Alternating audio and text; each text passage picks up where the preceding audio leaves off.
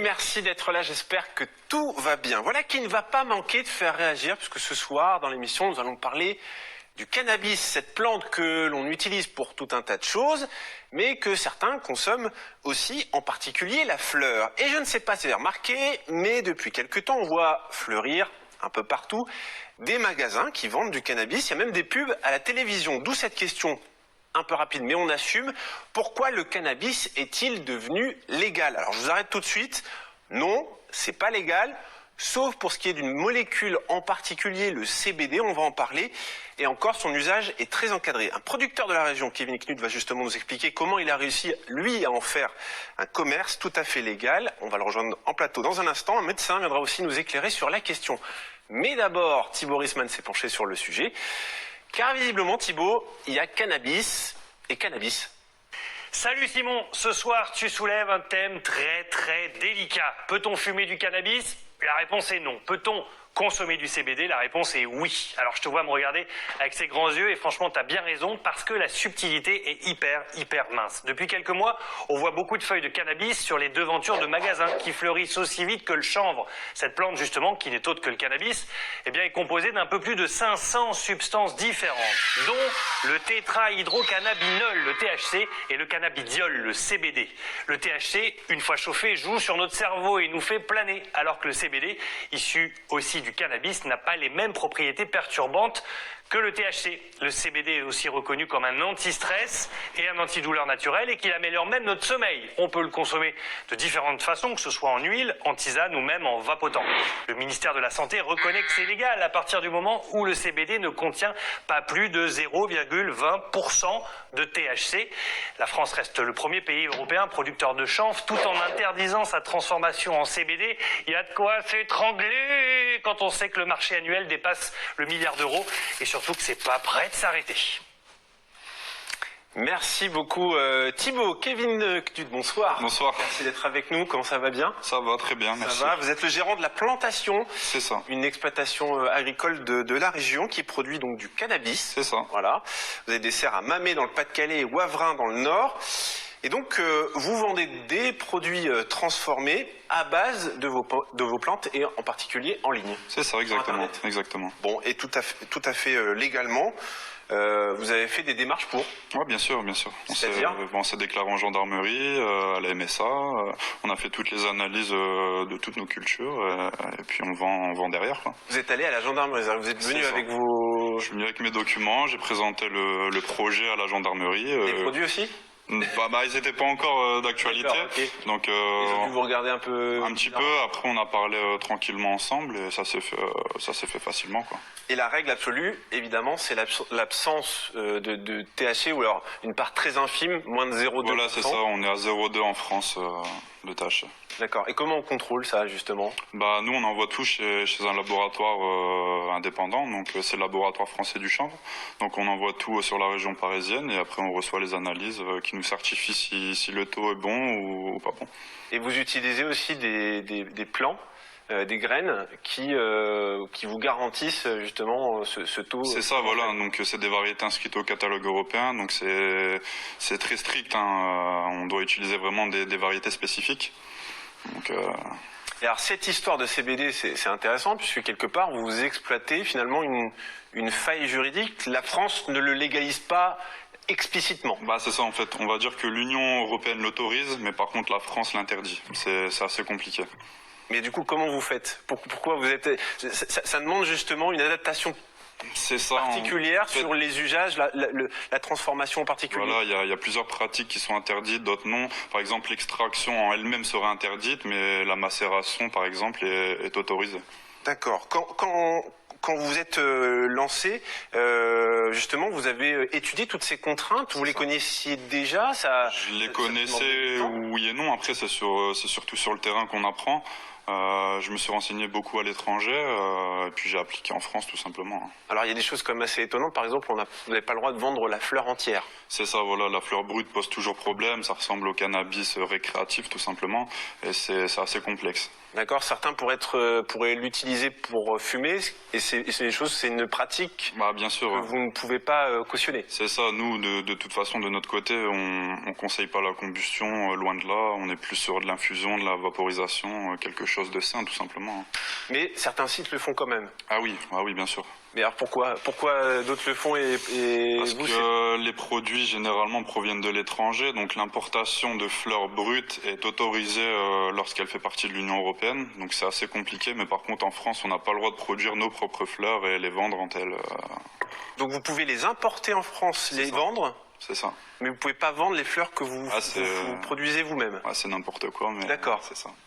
C'est assez étonnant. C'est assez étonnant. Bon, alors c'est encore très flou, hein, on vient de le voir. Nous allons essayer de voir ce qu'en pensent un peu les médecins addictologues qui travaillent sur ces sujets, notamment le docteur Bernard Angerville qui est en visio avec nous. Bonsoir docteur, vous êtes chef clinique addictologie au CHU d'Amiens et vous avez notamment mené des recherches sur le CBD, cette substance.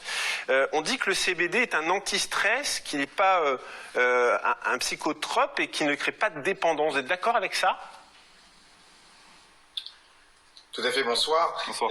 Exactement, c'est vrai que le cannabidiol, quand bien même l'imaginaire laisserait penser autre chose, on n'est pas du tout sur une molécule qui a ni d'effet euphorisant, c'est-à-dire qu'on n'est pas sur quelque chose de récréatif, on est purement sur quelque chose qui, de l'ordre de la consommation courante, où il y aurait des vertus, en effet, anxiolytiques, myorelaxantes, c'est-à-dire qui permettent un apaisement, mais on n'est pas du tout sur quelque chose qui est addictif, en tout cas. D'accord, mais vous employez le conditionnel pour parler des vertus anti-stress, c'est-à-dire que même là, on n'est pas forcément très sûr. Alors, c'est-à-dire que quand on parle de vertu, on ne parle pas de propriété dans le sens où, d'un individu à un autre, l'effet ne sera pas forcément constant. Hein. Certaines personnes vont répondre en effet à l'effet anxiolytique, d'autres moins bien ou pas du tout, et d'autres vont répondre peut-être aux vertus myorelaxantes, c'est-à-dire qui apaisent un petit peu les muscles, alors que d'autres pas. Hein. Il faut vraiment bien moduler l'espoir qu'on peut porter là-dessus. Ça peut servir chez certaines personnes, en effet, certaines personnes vont décrire des effets extraordinaires et d'autres un peu moins. Hein. Il y a une forme de variabilité interindividuelle qu'on peut retrouver. En revanche, pour vous qui êtes médecin, il représente quand même un espoir thérapeutique. Il peut avoir un usage thérapeutique. Il peut même servir aussi pour le sevrage, c'est ça, de personnes qui pourraient être dépendantes au cannabis. Alors, si beaucoup de patients décrivent en effet l'utilisation de ce genre de substance pour pallier l'arrêt de la consommation de cannabis, maintenant les études cliniques, je pense que c'est important de s'appuyer sur des données scientifiques bien élaborées, sur des dizaines d'études qui se sont bien faites. Là, pour l'instant, la littérature commence à s'y mettre, hein, on s'y intéresse de plus en plus. Certains résultats sont contradictoires. Pour l'instant, on ne peut pas encore assurer à 100% d'efficacité. Et je pense qu'il y a un besoin, bien évidemment, de poursuivre les travaux dans ce domaine, en tout cas. En tout cas, il y a une demande, hein, il y a une demande qui est assez naturelle et forte. Kevin, vous avez des clients justement qui consommateurs de cannabis se tournent vers le CBD pour justement... On a plus d'une centaine de clients justement qui sont passés du THC au CBD pour combattre cette addiction. D'accord. Donc eux, ils détournent un peu l'usage que vous préconisez sur votre site, puisque c'est plutôt des infusions, plutôt des... Après, pas forcément ? Non, pas forcément. Il y en a qui vont consommer de l'huile, des infusions pour combattre des addictions justement. D'accord. Docteur, il n'y a pas un risque néanmoins avec le CBD d'entrer aussi dans la drogue par le CBD? L'inverse n'est pas possible? Pour l'instant, à la fois l'expérience et aussi les études ne laissent pas penser qu'il y a un accès ou un début d'addiction au travers de la consommation du CBD. Comme je disais, la molécule en elle-même n'a pas du tout de propriété addictogène ou addictive. Hein, on est sur quelque chose d'assez neutre sur ce point, mais voilà, il y a besoin d'avoir du recul. Je pense que dans ce domaine, des fois le temps laisse penser que peut-être qu'il y aura un phénomène comportemental. En tout cas, sur le plan pharmacologique pur, le CBD n'est pas addictif et ne fait pas rentrer dans une addiction quelle qu'elle soit. En tout cas, fumer même le CBD, c'est pas conseillé. Non. Non, non, non, non, ça reste quelque chose où il faut être vigilant en effet parce que la combustion de ce genre de substance, on ne sait pas au final qu'est-ce que ça va donner à la fin. Et je pense qu'il faut extrêmement se caler sur les recommandations des vendeurs, hein, parce que c'est quelque chose qui est codifié, quelque chose qui est fait dans un processus pharmacologique bien précis et dont l'utilisation doit être bien respectée. Bon, vous, Kevin, vous avez prévu d'investir dans la région puisque vous allez ouvrir un magasin, il me semble. C'est ça. Physique. Vous avez déjà ouvert un dans le sud. On en ouvert un dans le sud. Vous embauchez. Ouais. Donc ça marche plutôt bien pour vous. Ça commence à bien prendre, c'est sûr. Thibaut disait tout à l'heure que c'était un marché énorme. Forcément, ça intéresse. Ça intéresse pas mal de monde. Ouais. Voilà, l'industrie du tabac, l'industrie pharmaceutique. C'est ça. Qui travaille déjà avec vous? Donc là, oui, on s'est associé donc avec une société d'un laboratoire pharmaceutique, donc qui va commercialiser nos huiles dans toutes les pharmacies qui vont accepter de les commercialiser, bien sûr. Et puis voilà. Vous n'avez pas peur de la concurrence justement de ces gros groupes de tabacologie aussi qui... Peur, oui et non. Après, ça reste des clients. Hein. Nous, on produit, on revend, que ça soit un groupe pharma ou des boutiques de CBD, ça reste un client. Docteur, vous êtes inquiet, vous, justement, de cette industrie du tabac qui peut s'intéresser au CBD, qui peut finalement convaincre un autre public?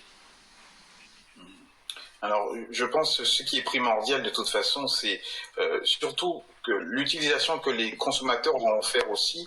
Hein, je pense qu'il y a l'espoir est permis, mais il doit être aussi bien canalisé parce que c'est vrai que si l'industrie s'empare de cette molécule, il peut y avoir une fausse information aussi, et je pense que c'est important de pouvoir bien communiquer là-dessus, et c'est pour ça que je pense que cette émission permet aussi de le faire, de bien comprendre le cadre d'utilisation de ce genre de substance, parce qu'on est dans la consommation courante.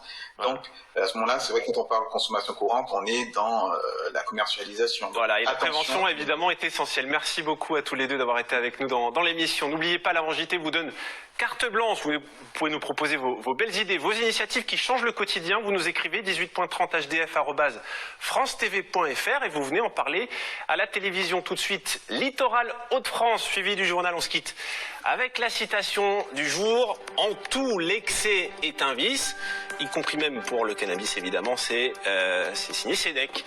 Très belle soirée à vous. À très vite.